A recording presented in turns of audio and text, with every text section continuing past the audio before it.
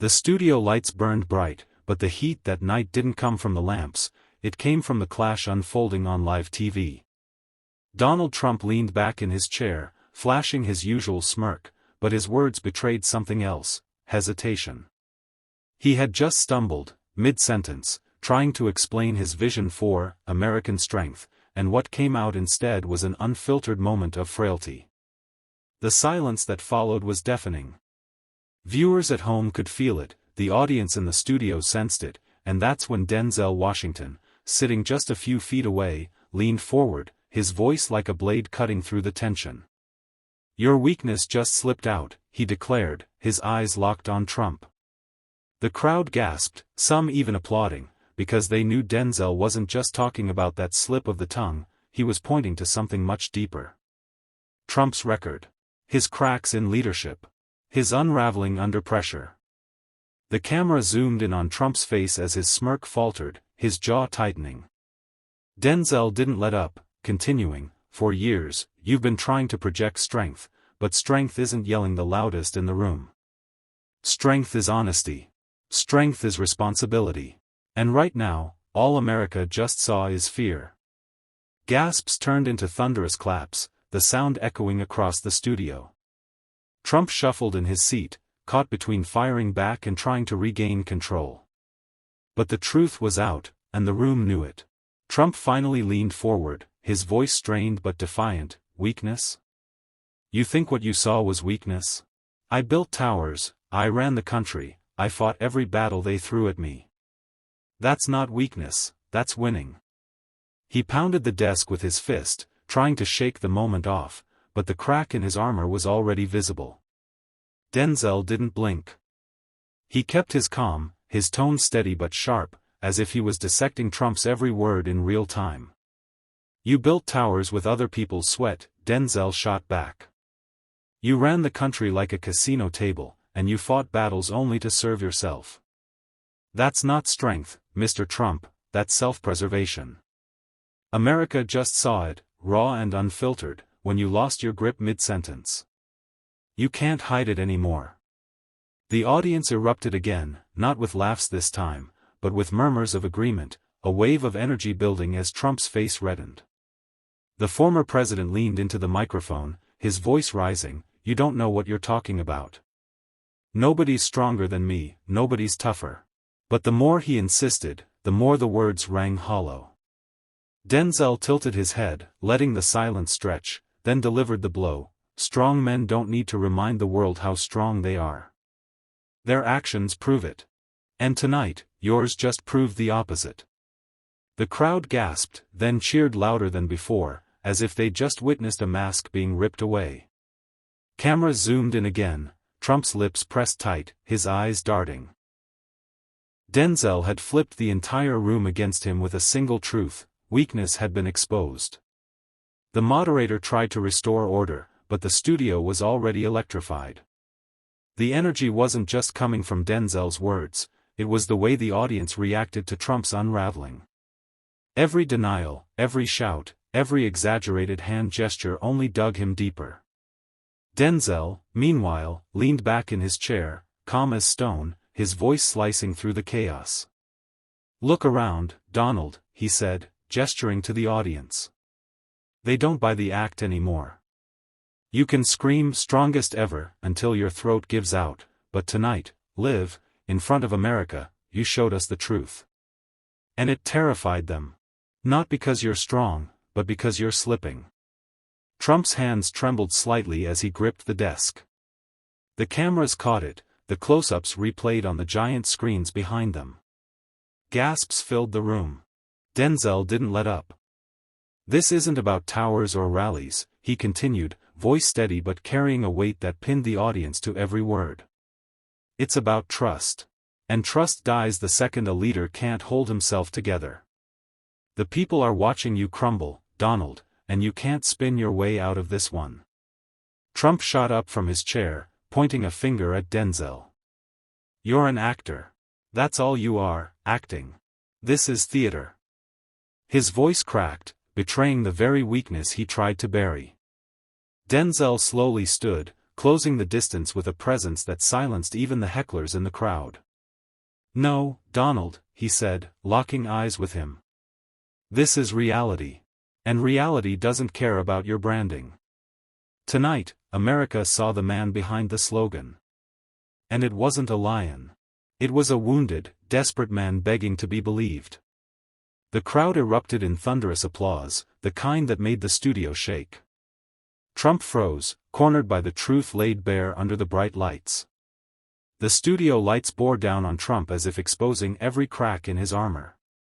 He tried to smirk, tried to wave off the moment as fake drama, but the cameras didn't lie.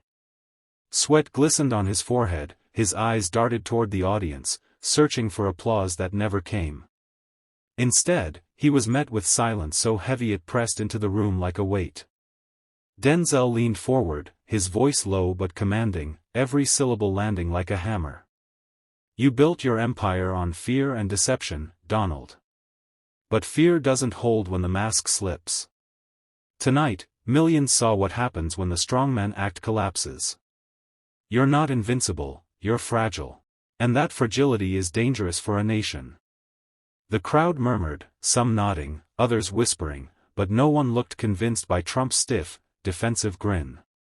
He slammed his hand against the table, shouting, "Wrong. Wrong. I'm the strongest leader America's ever had." But the words cracked, and the sound carried desperation instead of dominance. Denzel didn't raise his voice, he didn't need to. His calm burned hotter than Trump's rage. "Strength isn't screaming louder than your critics," he said. "Strength is knowing when you're failing, and stepping aside before you drag a country down with you." The moderator shifted uncomfortably, aware that the show had slipped from debate to demolition. Trump's eyes flared, but the silence from the audience stung more than any insult. For the first time, he seemed small under the spotlight, as though the title of president was too heavy for the man wearing it. Denzel stood tall, unwavering, the embodiment of composure. "The act's over, Donald," he finished. "And everyone here knows it." The applause didn't come in a wave this time, it came in an explosion, a roaring sound that swallowed Trump's sputtering words. The nation had just witnessed a fall, and Denzel had been the one to strip away the illusion. Trump's face tightened, his jaw locked as he pointed a trembling finger at Denzel. "You think you can humiliate me on live television? You're nothing but an actor, playing tough for the cameras." The outburst echoed, but instead of dominance, it reeked of panic. The audience shifted in their seats, some gasping, others shaking their heads. Denzel didn't flinch. He simply leaned back, his eyes sharp, his tone cutting like glass. "Donald, when the curtain falls, actors bow. But what do frauds do? They scramble, they lie, they drag everyone else down with them. And tonight, your lies just dragged you." The silence that followed was electric. Trump's chest heaved, his fists balled on the table, but his words faltered before they even left his lips. Denzel seized the moment, driving the knife deeper, not with anger, but with truth. "You've called yourself the strongest, the smartest, the savior of America. But look around. The economy is limping. Allies don't trust us. Families are split apart. And here you are, unraveling because one man dares to tell you the truth to your face." The crowd burst into applause, some even standing, the sound drowning out Trump's attempts to interrupt. The camera zoomed in on his flushed cheeks, the beads of sweat trickling down, the unmistakable look of a man cornered by his own record. Denzel's voice dropped lower, almost a whisper, yet it carried farther than Trump's shouting ever could. "America doesn't need a loud man in denial. It needs a leader who sees the storm and doesn't pretend the sun is shining. You can scream at me all you want, but you can't scream your way out of reality." Trump slammed the desk again, the sound sharp but hollow. Denzel didn't even blink. The battle wasn't about volume, it was about truth versus theater. And theater had just lost. The moderator tried to regain order, his voice shaky as he tapped the desk. "Gentlemen, please," but the clash had already taken on a life of its own. Trump barked back, louder now, his words tumbling out in desperation. The economy was perfect under me. The world respected us. Everyone begged me for deals. You're twisting the facts because you hate me. His hands chopped the air, his face red as a siren. Denzel let him finish, waiting until the shouting devolved into ragged breaths. Then, he leaned forward, eyes narrowed, every word deliberate. Perfect? Donald, the only thing perfect about your record is how perfectly you ran this country into chaos. Trade wars that hurt our workers. Tax breaks that stuffed the pockets of the wealthy while regular Americans drowned in debt. And respect? Respect isn't bought with gold-plated hotels and empty slogans, it's earned. And you lost it the moment the world saw how fragile you really are. The studio fell into a tense hush. Even the cameras seemed to zoom tighter on Denzel, capturing every syllable like gospel. Trump shook his head violently, muttering, "Fake news," under his breath, but the tremor in his voice betrayed him. Denzel pressed on, his voice calm but with the weight of a hammer. You hide behind rallies, behind chants, behind applause you pay for. But right here, tonight, there's no crowd to shield you. Just your record. Just your words. And both are collapsing under their own weight. The audience stirred, some clapping, some murmuring agreement. The momentum had shifted, undeniably. Trump opened his mouth again, but the words stumbled. For the first time, it wasn't Denzel who looked like he was performing. It was Trump, an exhausted man grasping at a script no one believed anymore. Trump's chest heaved as he tried to catch his breath, his voice cracking as he attempted to summon the bluster that had carried him for years. They all loved me, the generals, the bankers, the world leaders. I had everything under control until the liars came for me. His hand slammed against the podium, the sound echoing through the studio like a desperate plea. Denzel didn't flinch. He sat back for a moment, studying Trump the way a surgeon might examine a failing patient, before leaning in again with surgical precision. Loved you? Let's talk about that, Donald. The generals you claim adored you, half of them resigned in disgust. The bankers? They got richer while families lost homes. The world leaders? They laughed when you turned press conferences into comedy shows. That's not love, that's tolerance, and even that has run out. The camera cut between the two men, Trump's face flushed, sweat glistening on his forehead, and Denzel's calm, unyielding stare.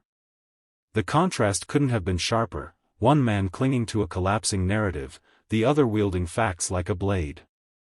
Here's the truth, Denzel said, his voice dropping lower, more intimate, forcing everyone to lean in. America doesn't need a man who feeds on chaos. It doesn't need a man who measures power in applause lines and retweets. It needs strength rooted in integrity, in service, in sacrifice. You've shown none of that. You've shown cowardice dressed as bravado, weakness wrapped in slogans. And that's why the cracks are showing tonight, for everyone to see. A gasp rippled through the audience. One man shouted, "Tell him," while another muttered, "It's over."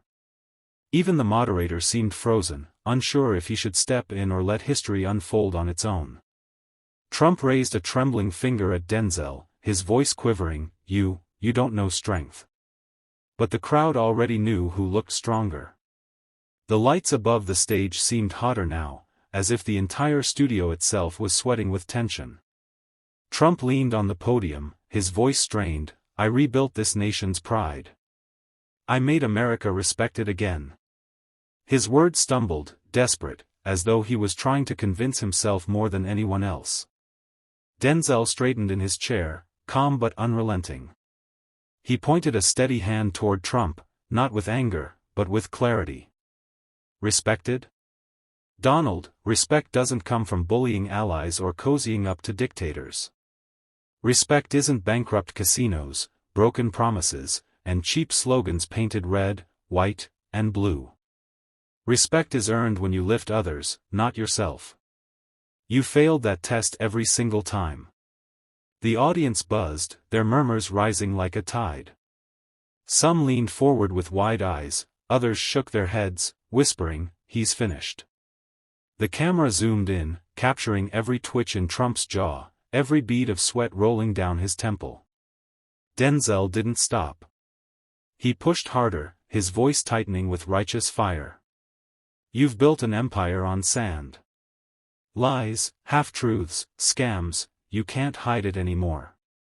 That empire is crumbling before our eyes, and tonight the whole country is watching it collapse.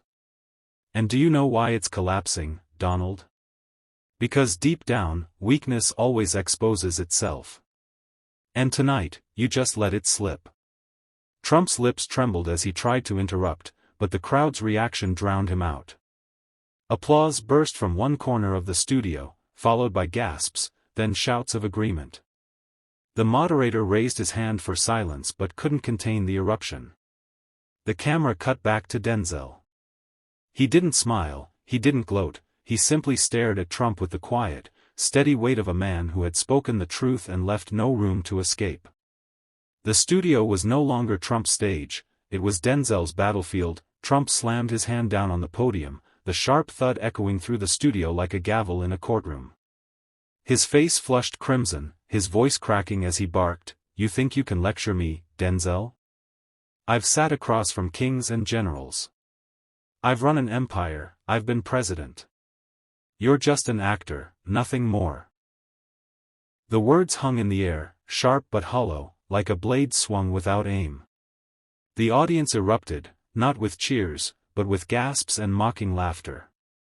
Trump's attempt to dismiss Denzel felt desperate, a last-ditch play from a man who could feel the walls closing in. Denzel leaned forward slowly, folding his hands as if he were about to deliver a verdict.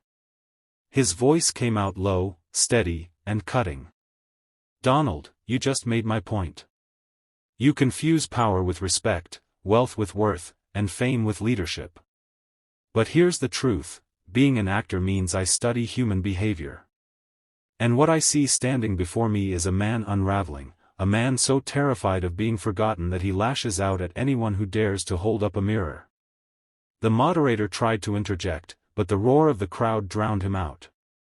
Phones shot up in the air, capturing the moment in real time, hashtags already exploding across social media.